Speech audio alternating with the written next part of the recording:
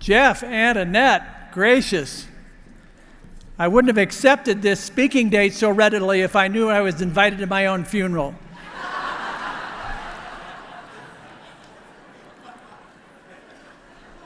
I won't try to thank the presenters and the video individually right now. I will do so in good time. I guess I would only say that when you can open your Friday at the summit with Governor Jared Polis and wind it up with former Governor Bill Owens, that's what I call a pair of bookends.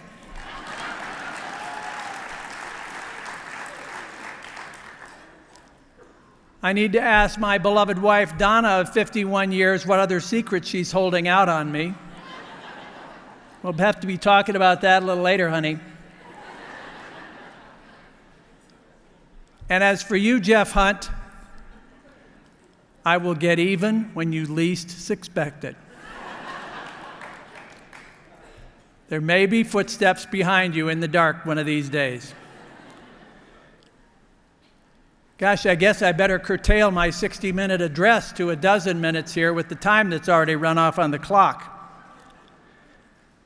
I look out at this room and I wonder if I am in a conservative gathering as it was advertised. Where are the tanks?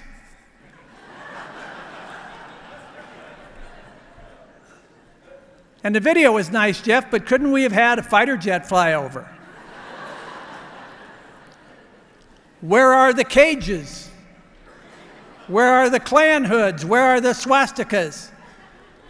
What are you people, social justice warriors? Snowflakes?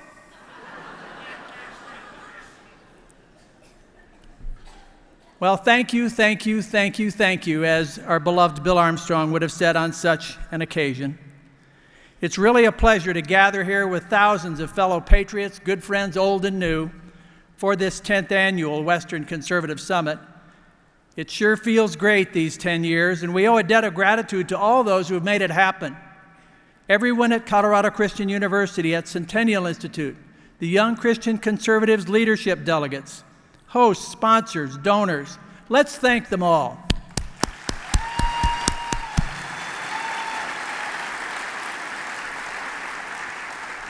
And hey, how about each and every one of you devoting this weekend to help save our beloved country? Give yourselves a hand too.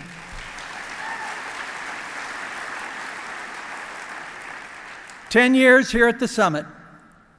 2010, 11, 12, 2013, 14, 15. There were 6 times I had the honor of being up here as your chairman. Then 2016, 17, 18, now 2019. 4 terrific years with Jeff Hunt as your chairman. Talk about talent. If you Google, do this, if you Google whiz kid, Jeff Hunt's boyish face comes up. I do believe when we put on the very first summit down in Lone Tree, Jeff was still playing with Legos, eating Fruit Loops, and watching SpongeBob. Of course, in Jeff's eyes, I'm way over the hill. He looks at me and he sees the ancient mariner, or Adam's own grandson, Methuselah. It's all right, Jeff, you can't hurt my feelings. Experts have tried. But remember this, even in the middle of my 8th decade, compared to geezers like Joe Biden and Bernie Sanders, I'm still a whippersnapper.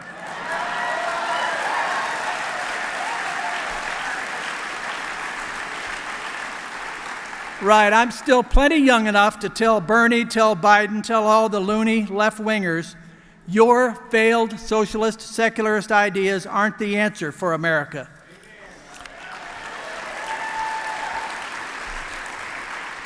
We at WCS 19 say no to economic Marxism, no to cultural Marxism, no to identity Marxism, whatever. In fact, we say hell no to all of it.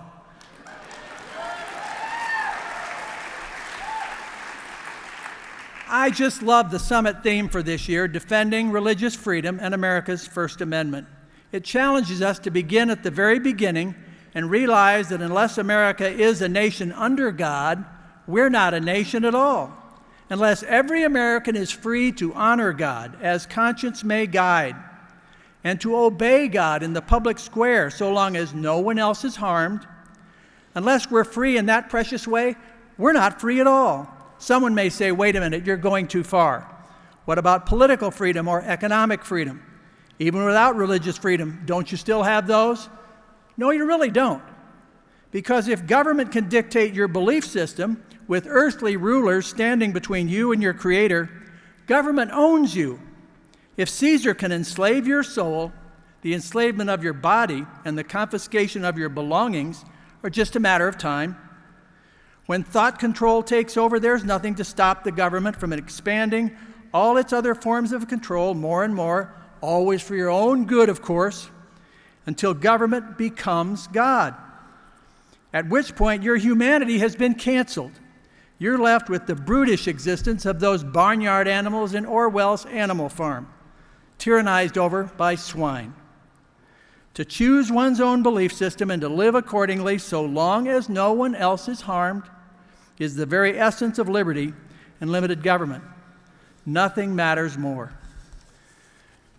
In the American experience, 2.5 centuries and counting, threats to religious freedom have taken two forms: revelation in the earlier period and victimization today.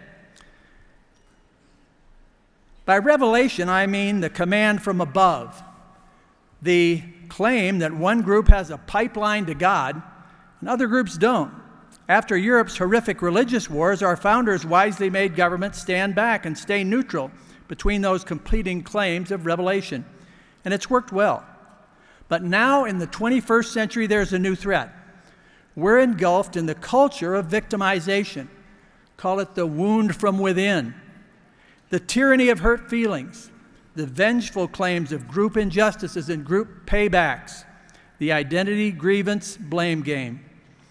Anyone's wound from within now matters more than anyone else's command from above, we're told. So if an order of nuns disagrees with those to whom abortion has become a virtual sacrament, haul them into court. If the cross on a roadside war memorial offends a passing atheist, have it bulldozed. Fortunately, so far, our courts have invoked the First Amendment to protect those nuns, that cross. But the identity grievances keep multiplying. The flood of victimization keeps rising. How long will the dike really hold? Supreme Court appointments matter. Elections matter. The culture matters. Moral and spiritual renewal matters. One family, one church, one community at a time. Doesn't it? It does. We need to help our non-religious neighbors wake up and see that the tyrannous temptation of thought control will eventually endanger them just as much as it endangers you and me, any Christian or Jew or Hindu or Buddhist. That's what freedom of religion, freedom of belief, freedom of conscience actually means. Now, I want to talk for a minute about what freedom of religion does not mean. I'm going to speak with tough love from the heart, with no animosity or disrespect toward any individual. Please hear me carefully. Suppose somebody originated a belief system that claimed exclusive right to revelation, the command from above, and harnessed that aggressive claim to a burning sense of victimization, the wound from within. What a loose cannon that would be. Suppose its claim of revelation included a totalitarian political economic system, not subject to reformation, set forth in a holy book, not subject to revision. Suppose its legal scholars and clergy insisted the day is coming when that book must govern all mankind, on penalty of death to whoever would refuse to submit. And suppose, finally, this belief system had been around for over 1,000 years, deepening its victim complex, its rage, reinforcing its unbending absolutism and its dreams of global conquest, until today it commands the allegiance of 1/4 of the Earth's population on every part of the Earth's surface. Yes, I'm talking about the belief system called Islam. It's true we all know Muslims who are likable neighbors or capable co-workers, deeply decent, patriotic Americans who humbly love Allah. That's not what I'm talking about. I'm talking about this absolutist totalitarian worldview and political doctrine that demands everyone, you and me included, ultimately submit or die. So here's the hard question for all of us as freedom-loving Americans. Put it in terms of that bumper sticker, the one that says, coexist. How can aggressive, dominant Islam and its supreme law, Sharia, coexist with friendly, tolerant America and its supreme law, the Constitution? I don't honestly see how it can. I wish I was wrong.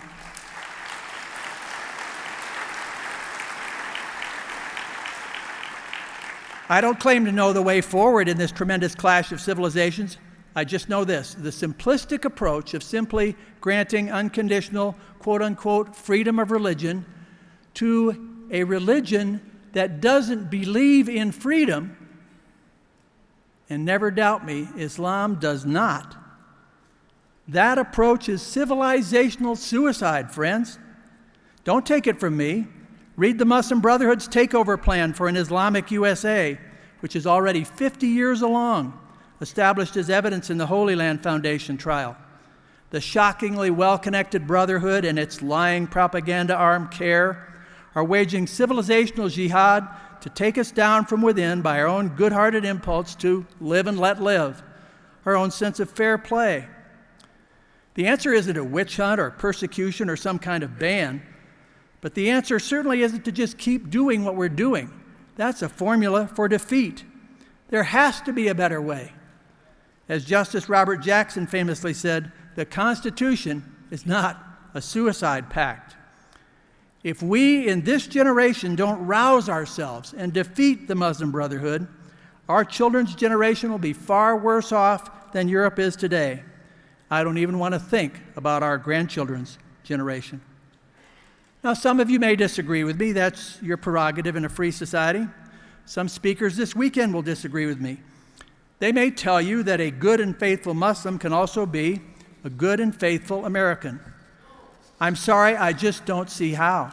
Not when one holds Sharia law supreme, the Quran, the command they think they've received from above to dominate the globe, and the other holds the Constitution supreme. Something has to give. America's in a war to the death, and I don't think it's going very well. It's largely a war of ideas right now, other than the occasional Antifa riot or jihadi massacre. The conflict so far is a battle for hearts and minds. We can only win that battle if we summon the courage to name our enemies, two of them. The name of one is Marx, the name of the other is Mohammed. I said it was going to be tough love, and that's what I'm trying to give you.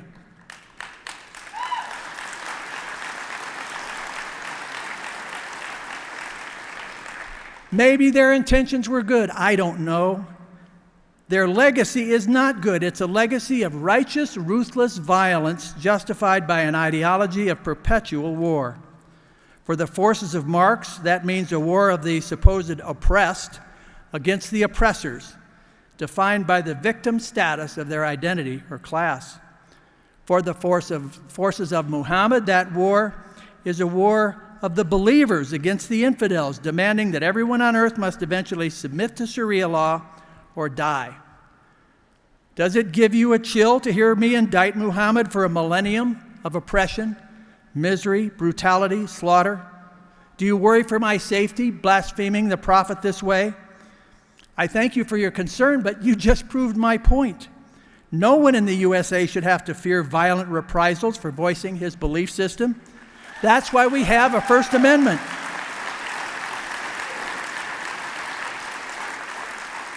So I ask you, join me and name our enemies. They will howl with indignation, but secretly they will respect us more.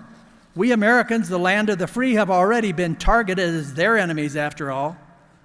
Join me in calling these deadly ideologies what they are every time their victim rhetoric raises its hateful head.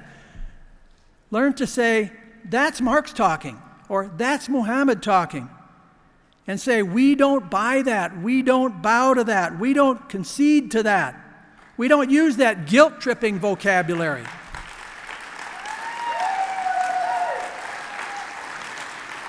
It isn't political correctness, it's political poison. Stop swallowing it. We don't accept that accusatory premise, that lie. Again, don't take my word for it. Read the work of David Horowitz, Frank Gaffney, John Guandolo, Robert Spencer, Pam Geller, good friends of CCU, all of them. Or do a web search for young Ami Horowitz and his devastating new video about the Muslim Brotherhood. Or just look at a map of the world, such as Dr. Jasser showed us this afternoon, and notice which countries have the least religious freedom. You know the answer. It's countries that follow Marx, like China, North Korea, Cuba, Venezuela, or countries that follow Muhammad, such as Saudi Arabia, Pakistan, Egypt, or Turkey, that wanted to lock up Pastor Brunson and throw away the key until Donald Trump got him free.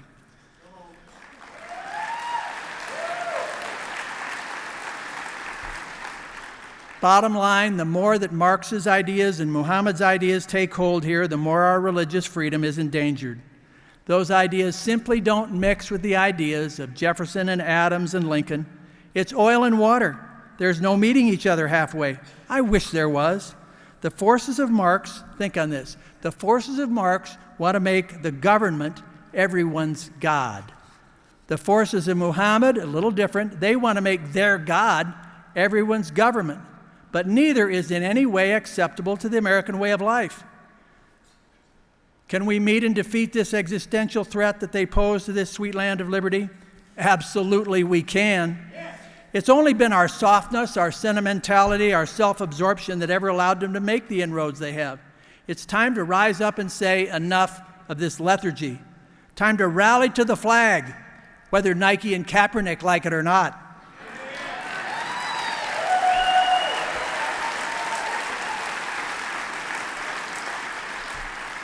Let the rebirth begin right here, right now at Western Conservative Summit 2019.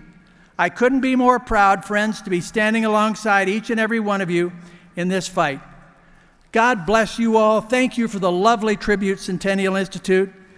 God bless our United States of America.